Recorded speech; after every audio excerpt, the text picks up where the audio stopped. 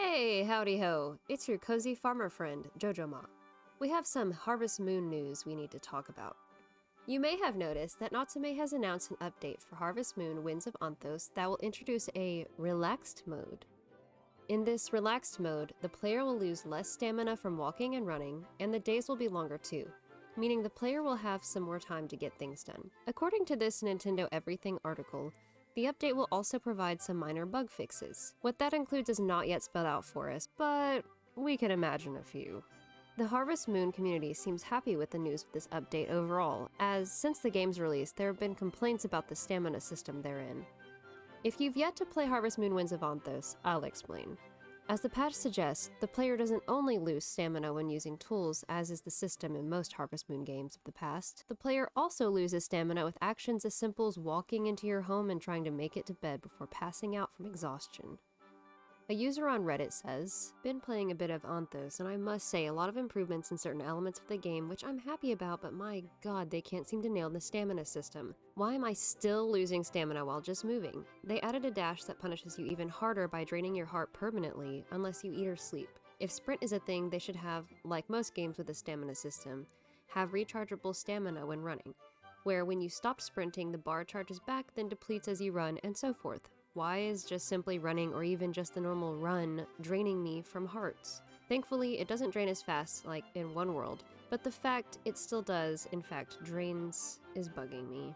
I can't be the only one miffed about this, am I? I feel so restricted in what I can do in a day once again. I know food is thing, but early game, your ingredients are sparse and you're better selling them instead. Cooked food are so expensive and they recover little. A 700G meal recovers 2 hearts only? Like, come on. I agree with their sentiments on how harsh the system is, including how costly the food can be to regenerate such a small amount of health. I will touch on this point more in another video, but for now, just know I'm looking forward to a more friendly system of energy exertion. Natsume also mentions changes on passage of time to make the days longer. I haven't directly heard anyone complain about time moving too quickly or slowly in this game, so I'm not sure why they decided to make that change. Here are 2 reasons I can think of. There's an overwhelming sentiment from the community that game progression is very slow. This game is very grindy and involves a lot of quests for very specific items, such as crop mutations that can only be grown in specific conditions, or types found on certain floors of one of the many discoverable mines, and even building materials crafted with all of the above. The developers may have taken this as meaning we need more energy and longer days to mine up the ore or explore the map for seeds from harvest wisps needed for these quests. A lot less thoughtful reason might be that making the player's energy drain more slowly means a quicker in-game day would make for less of a reason to replenish stamina. If this is the case, there wouldn't be as much of a need for growing crops, cooking, gathering wild food items for consumption, or buying food from shops in the villages. It's all connected, and simple changes to any one of these mechanisms can either add or take away from overall gameplay. It would make the game less challenging, I guess. Whatever the reason, the Harvest Moon community seems to be happy about the changes. The way it's worded makes it seem like the player can choose between a relaxed mode and an unrelaxed mode, if you will. I'm wondering how this will be implemented. I'm sure it will be a quick gameplay menu option, so hopefully we don't have to worry about our original save files being grandfathered in. I also want to touch on the announcement for a 4th DLC package in a long line of unnecessary money-grabbing post-original game purchase.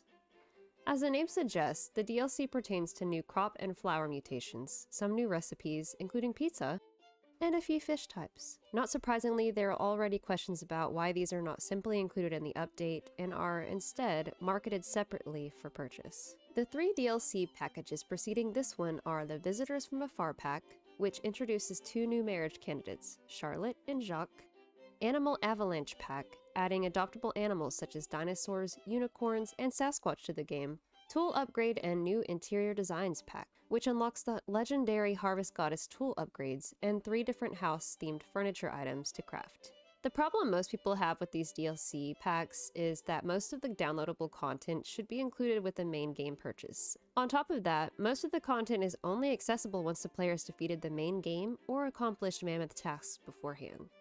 For example, the player cannot access the DLC cabinet until the storage upgrade is purchased. This requires items that are extremely difficult to obtain: 8 high-quality board lumber, 6 giant squash, 6 giant's heart. I mean, If you've played the game, you understand that these are really difficult to craft or find. The player must also upgrade their house in order to even upgrade storage. This is what I mean by grindy. Jumping through hoops to unlock parts of the game is not an alien concept here. Don't you think once purchased, downloadable content should be available to you from the time you download the content to your game? Look, I love a challenge, so I'm not upset by having to gather materials for things, and I'm glad that it opens more quests for you to do once you've completed the main quest and most of the side quests. But I just think it's something that needs to be more transparent from the outset before people start purchasing this additional content. You pretty much have to hunt down this information. It's not on the store at all. To conclude, all Harvest Moon Winds of Anthos players can look forward to the release of the 1.3 version update as early as the first half of this month, December 2023, and anyone looking for more game content can purchase the new DLC now. I'd love to hear your thoughts, so please leave a comment. It'd be great if you could share this with your Harvest Moon friends as well. Thanks for watching, and I'll see yous in the next one. Bye!